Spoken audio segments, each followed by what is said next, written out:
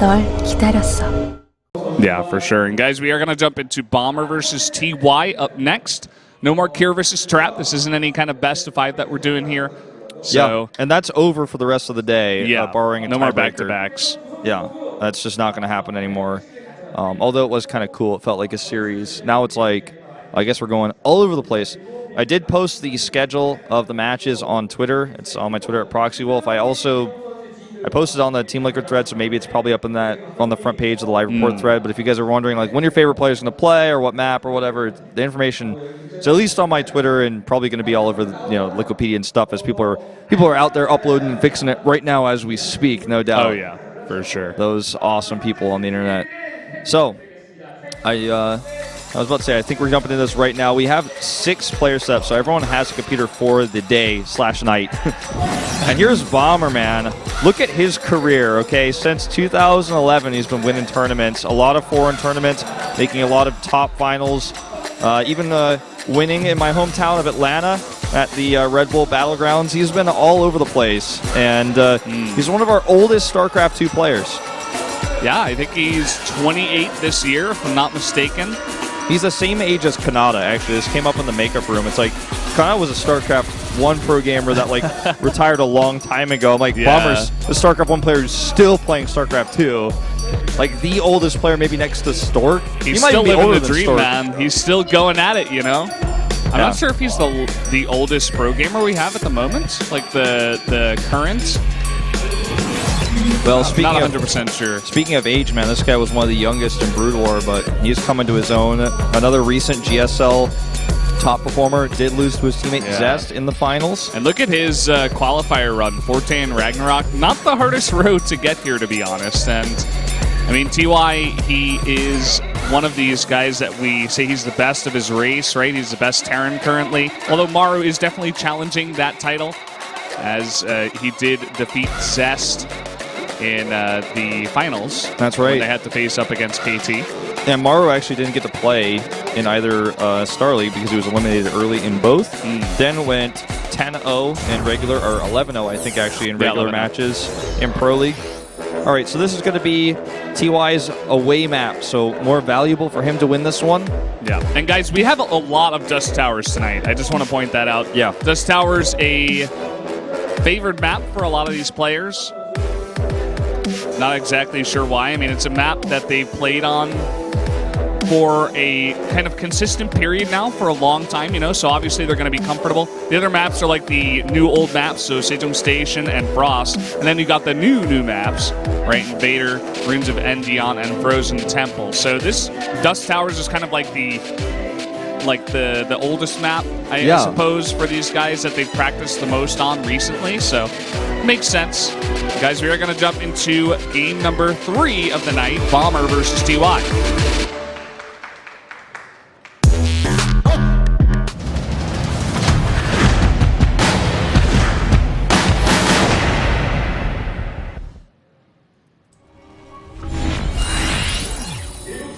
Here we are on Dust Towers again. Down here in the bottom left, the red Terran. It is Bomber from the Afrika Freaks. And his opponent in blue, the KT Terran, it is TY. Still hasn't won a single Star League title in his career. He got his very first finals in the most recent GSL, but wasn't able to defeat his teammate. And he has played in both tournaments. In fact, last season of the Star League, like the last season we had last year, like not the previous season, but like last year's final season, he was one map away from actually going to that finals as well. So he's always on the cusp of these Star League wins, so he just hasn't taken one yet. Yeah, and thankfully for him, he is the big favorite in this group. I think when everybody looks at this group, he's like the one guy that really stands out amongst the pack. I mean, you might look at Sue, you might look at Kier and Trap, right? But TY is the one guy where it's like, okay, this guy is getting out. And, I mean, there's a little bit of pressure on him because of that. He must know he's the favorite, but at the same time, he's such a good player that I think it's not going to matter. I think he should probably get out of this group like 8-2 at the least, I'd say. Yeah. Yeah, I think that's pretty fair. 8-2, 7-3. Even like 9-1. Yeah.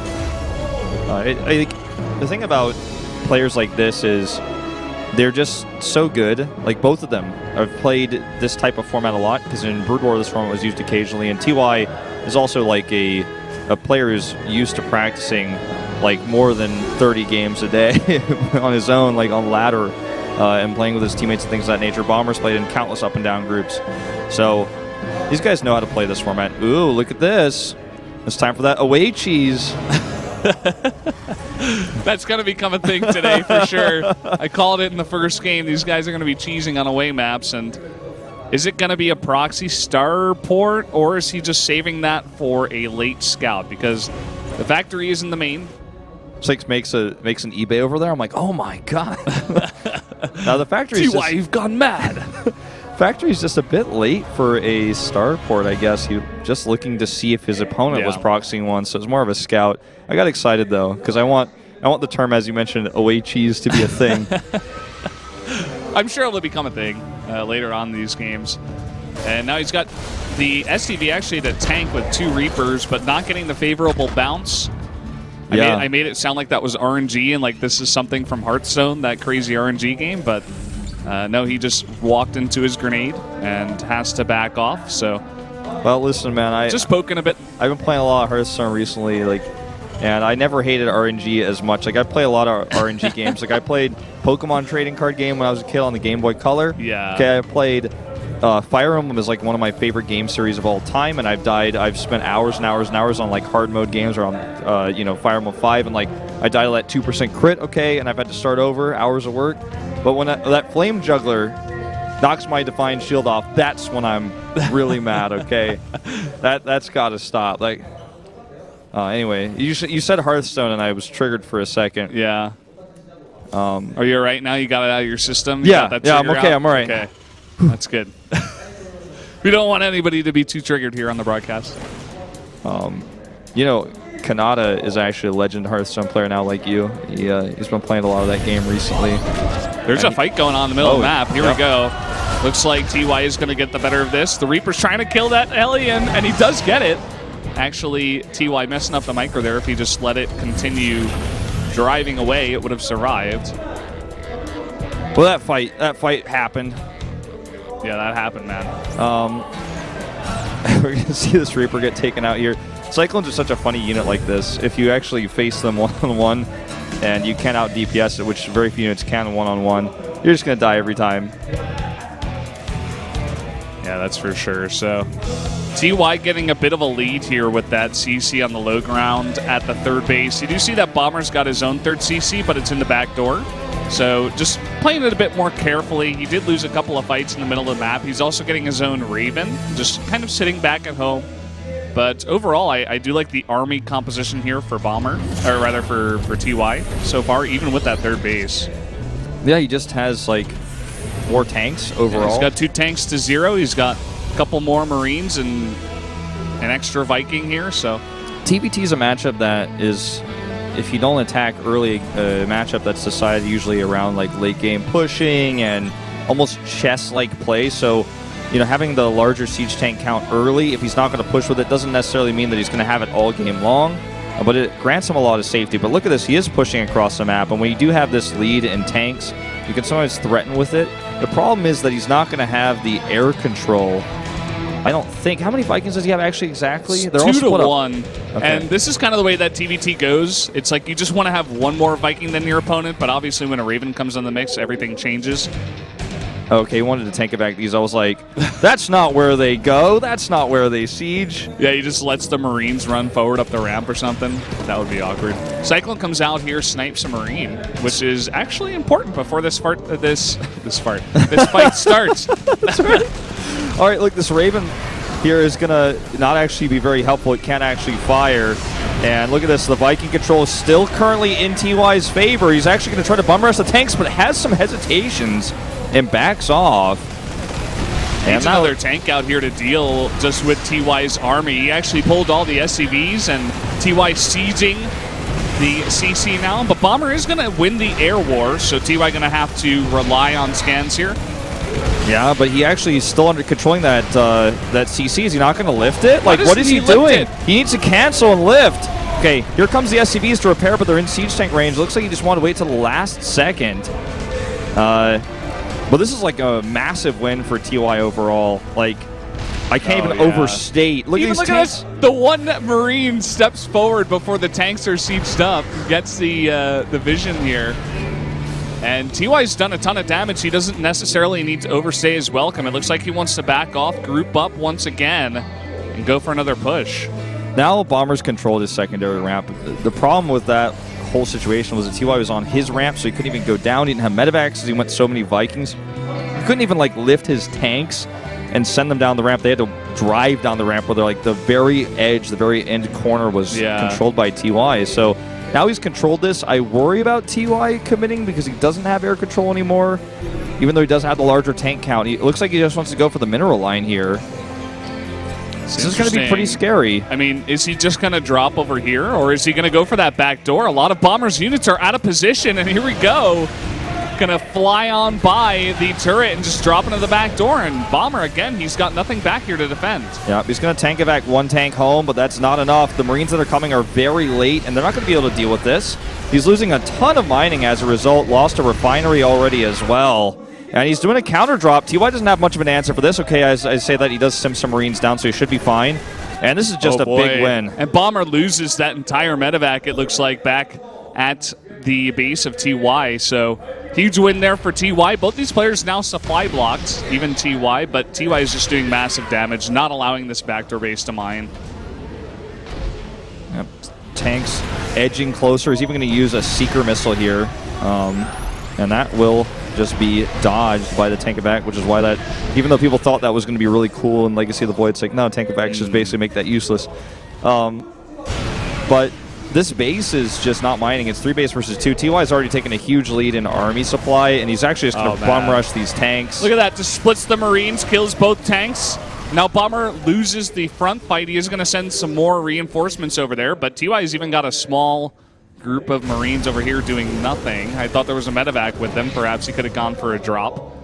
But yeah, I'm not sure what happened with that, actually. I don't have an answer. And there's going to be moments like this tonight in this insanely long broadcast where I just look at you. And I'm like, yeah, I don't know what happened there. Yeah. I mean, Bomber's going to have +2 faster. He evened up the army supply. He's going for a counter push, but he needs to do some serious work to make up for all the lost mining time, as TY's even taking a 4th base right now. And that's not even like a lifted CC. That's like a legit 4th. Like, he made a 4th CC and floated it. Yeah. Looks like Bomber just wants to counterattack. Loses the Raven before the fight even starts here. Not wanting to run his Marines into the tank line. But TY in a nice setup here. That was a really cool scan by Bomber, because he knew he was probably going to lose vision. And the air control is still, if I am not mistaken, heavily in Bomber's favor. Okay, heavily in that 2 to 0. That's heavily nowadays in TVT, I suppose. Not a lot of people really commit to Vikings in this matchup right now, because if you make one mistake, you can lose them all to Marines anyways, and you just kind of get outmaneuvered, and your opponent just picks up the tanks. And you want the medevacs, too, to pick up the tanks, pick up the Marines.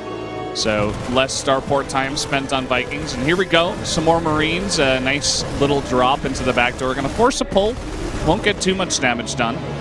But he wants to distract Bomber and perhaps take a fight in the middle of the map at the same time. Going to stim forward. It's a game of chicken here. Who drops the tanks first? And Marines traded on both sides. But still, this drop is getting damage done. He's actually going to win this Marine fight? Okay, barely not. Bomber has the better upgrades. And 2 more Marines doing a little bit more damage here. TY takes a pretty significant worker lead, but I almost wonder if he has too many. At 72 currently. Yeah, I mean, Bomber's basically at the same army supply at this point, so he's not going to do bad in a fight. And as you were saying, the upgrade's very nice here for Bomber. They've kind of evened up at this point for both players. It's really going to be who's going to get the better engage here between these 2 players. Yeah. And TY has more control right now. He's even going to start making turrets. This is something he's famous for, is just kind of turret pushing when he has a slight lead. Yeah. Not a massive commitment. He's going to send a few Marines forward here. I think that was a mistake. Yeah, and keep in mind, while he sets up this soft contain, he's got a 4th base back at home landed. He's got a 5th CC on the way, too. He's really playing this for the late game and just controlling on this very big map. And Bomber, it looks like he doesn't want to have any of it, but a really nice scan there by TY to see where he's going. Okay, this actually might be too much. Bomber has so many Marines here, but he's walking into a concave. It's actually very close right now, but I think Bomber may just break this. And yes, he will. He has the better upgrades, and he's pushing through these tanks right now. Killing a bunch of these tanks, and a lot of these Marines are going to follow up here for TY, but the tanks on the left side are all alone, and they all get taken out. Bomber's like, what's the counter to siege tanks? You thought you thought it was more siege tanks? It's like, no, it's actually more Marines. He just simply ran over those tanks, and even their siege mode, he didn't care. But he needs to do more because, again, like you said, TY has 4 bases and even a 5th CC. Yeah, and look at all the sensor towers, too, that he's got all over the map. Even the one on the left side. There's no way that Bomber goes for any kind of counter drop. I forget who he was playing against. I think it might have been Bunny or one of these, mid-tier Terrans where he just went for a massive counter, Doom drop, and he actually won the game when he was behind. So TY knows that about Bomber, and he's just going to deny it with a million sensor towers. Yeah. So cool. And the thing is, he's so far ahead he can afford this. He's just playing chicken with these tanks. He's like, yeah, send your Marines in. Oh, he goes for the shot, loses a tank, but actually does a lot of damage. Yeah, he's trying to outmaneuver this. Really got to be careful here. He's playing a game of chicken that he's actually losing right now. But you know what? He's actually built a Viking count. This is what I was hoping we were going to start to see more of in TVT. Because, like, when you play this game of chicken over these walls, you can actually kill medevacs, and you can kill tankovacs. Like, you can get a tank in there if you get the shots off right. This is really cool. Look at Bomber. He's kind of freaking out. He's like, well, you've got 6 Vikings in the air. What do I do now? I can't exactly fight into that. Bomber is doing, man, what he does just right now. And like I said, he's like, Marines counter everything, counter Ultras, counter Vikings, and counter tanks. Look at this, 2 tankovacs dead already. He's got the better sieged up position. Bomber's going to commit. He's got a huge counter Marines. And I think he may be able to break this. He's going to kill all the tanks at the bottom and all the tanks on the right. And there we go. Looks like Bomber's going to take the massive lead in the army supply with that one attack. And this is Bomber's chance. He's got a massive lead here. He has to go for the counterattack. Yeah, he really does.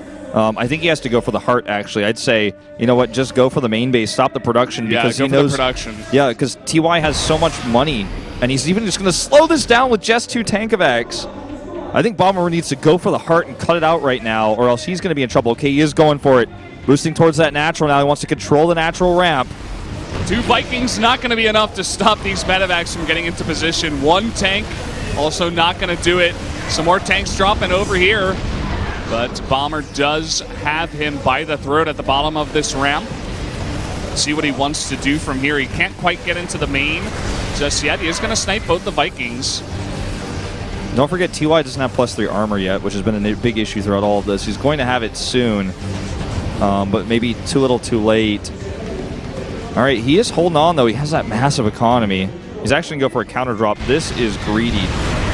But it may be able to bring it back to this game. Oh, I don't like this. There's too many tanks on the low ground to commit to this fight. Gets a few medevacs, but Bomber is trading insanely well right now. Yeah, now the SCVs are going to be pulled. It's the last chance here for TY to hang on, and he may have done it. He's got a massive concave now on the ground, and a bunch of these tanks are going to go down. Yeah, I think those were actually the drops. I thought he was going to counterattack with the, counter drop with. He actually just left him with GG. He holds it. And oh man, that was a surprising result there. Like that game was all over the place. So we saw like experimentation on both sides. Yeah. Like Bomber is trying to just brute force Wings of Liberty Marine tank his way through these battles, like Marine King style. If you guys watch Marine King Wings of Liberty, you see him like just chunk down tanks like that with massive counts of Marines with better upgrades. He actually had that game, I feel like almost won, but he didn't commit hard enough, fast enough. TY sent those medevacs to counter drop him. I was like, I don't know, you're going to lose your production. Then he actually just surrounded the army with them instead of sending them to go to the drop. It's like he didn't have enough medevacs to get everything into the main, it looked like, which was kind of unfortunate because I definitely agree with you. Going for the production at that point would have been really nice. If he got the tanks up there on the high ground when the rest of TY's stuff was outside of the base, you really could have done a massive amount of damage. But again, he doesn't see the same things we do. We have the entire view of the map. He didn't know exactly how much damage he did. So Bomber was close, actually, against TY. I didn't expect him to be that close. Yeah, to be honest, I feel like Bomber has really improved a lot in his past few matches over the past few months. So now we have 3 away map wins in a row, which is kind of funny. Didn't expect to see that like off the bat, but No, not at all. For top-level pro gamers, the map isn't as important as people on Reddit or forum pros think it is. Yeah, I think that's somewhat true, especially when you're looking at TY versus Bomber. A mirror matchup. Yeah, it's definitely heavily favored towards TY. So, guys, it looks like we're going to take a quick break. We'll be right back before game number 4.